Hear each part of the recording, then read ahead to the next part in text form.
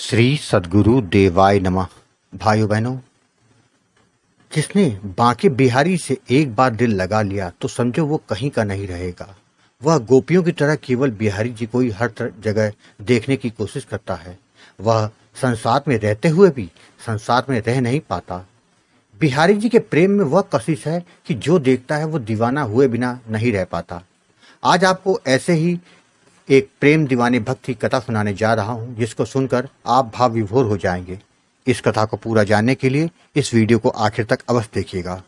लेकिन उससे पहले जिन लोगों ने अच्युत प्रवाद यूट्यूब चैनल को अभी तक सब्सक्राइब नहीं किया है, उनसे निवेदन है कि चैनल को सब्सक्राइब करके बेल आइकन अवश्य दबा दें, जिससे नए वीडियो के नोटिफिकेशन लगातार आपको मिलते रहे।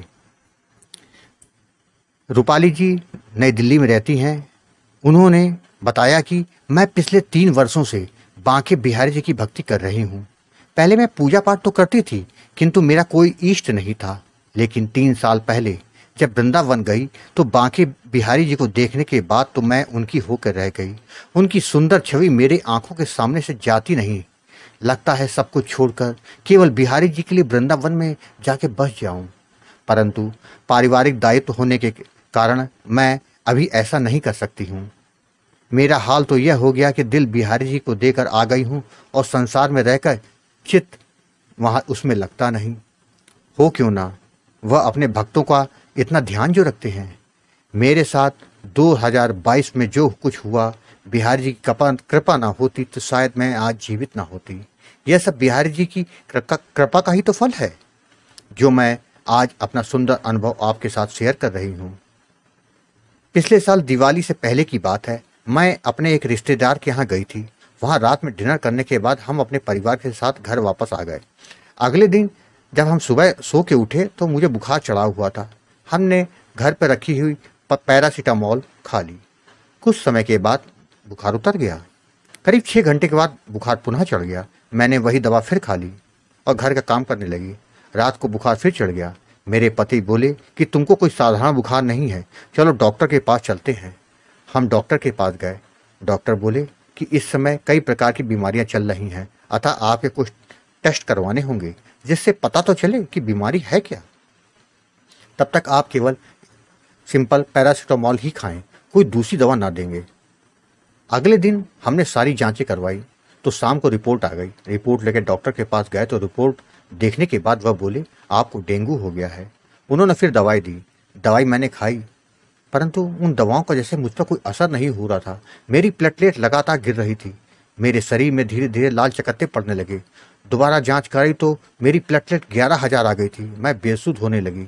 मेरे पति ने मुझको करीब के अस्पताल में भर्ती करा दिया, जहां डॉक्टर ने प्लेटलेट चढ़ाना शुरू कर दिया। 8 बोतल प्लेटलेट चढ़ने के बाद भी मेरी प्लेटलेट फिर नीचे गिरने लगी और वहीं उल्टी थी जो रुकने का नाम नहीं ले रही थी। मेरी आंखों के सामने तो केवल जैसे अंधेरा दिख रहा था। मेरी समझ में नहीं आ रहा था कि अब मैं नहीं बचूंगी, मेरा समय आ गया। मुझे अब यही लगने लगा। मैं जब से अस्पताल आई थी मैं लगातार अपने बिहारी जी को याद कर रही थी कि प्रभु, अगर मेरा समय आ गया हो तो मुझे अपने चरणों में स्थान देना। आपके सिवा मेरा कोई नहीं है। रात के करीब 2 बजे होंगे। मुझे लगा कि कोई मेरे सिराने खड़ा है। मैंने बड़ी मुश्किल से आंख खोली तो क्या देखती हूँ, मेरे सिराने बिहारी जी खड़े हुए हैं। मैं बहुत खुश हुई। मेरी आंखें पूरी तरह से खुल नहीं पा रही थी। बिहारी जी ने कहा, अभी तुम्हारा समय नहीं आया है, कल से तुम्हारी तबीयत ठीक होने लग जाएगी। तुम ठीक हो जाना तो वृंदावन जरूर आना। उसके बाद वो चले गए। मेरी आंखों से आंसू रुकने का नाम नहीं ले रहे थे। मेरी खुशी का कोई ठिकाना नहीं था। मैंने अपने पति से कहा, जो कि कुर्सी में बैठे बैठे सो रहे थे, मैं बोली, मैं कल से ठीक होने लग जाऊंगी।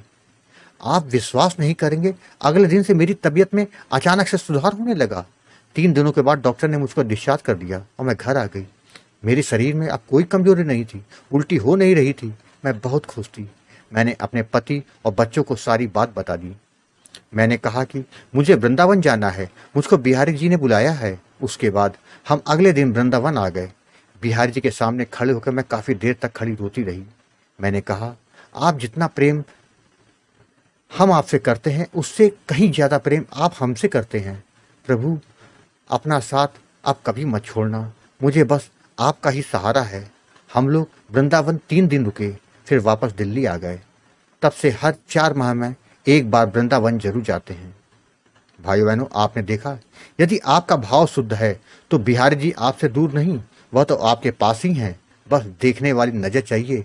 जिसको बिहारी जी से वह नजर मिल जाए तो समझो उसका बेड़ा पार है। आपको यदि कथा पसंद आई हो तो कमेंट में राधे राधे लिखना मत भूलिएगा। अगर आपके पास भी बांके बिहारी की कृपा, वृंदावन और राधा रानी से जुड़ी कोई सच्ची कथा हो तो उसको मेरे व्हाट्सएप या ईमेल पर भेज सकते हैं। ईमेल और व्हाट्सएप नंबर वीडियो के डिस्क्रिप्शन में दिए हुए हैं। अगर आपको राम नाम के प्रताप से जुड़ी सत्य कथा का आनंद लेना है तो हमारे दूसरे चैनल गोकुल भवन अयोध्या को जरूर देखें। राधे राधे।